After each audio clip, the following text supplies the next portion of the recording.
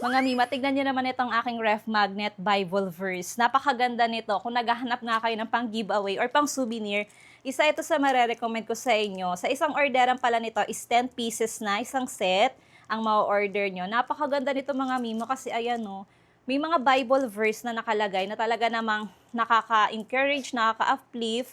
Yung tipong pagbukas mo ng ref mo, may makikita kang magandang message or Bible verse mula kay Lord. ATM card size nga pala ito. And each ref magnet is naka-plastic na. Ayan, ang ganda ng kalagay, oh. He has made everything beautiful in His time. Diba?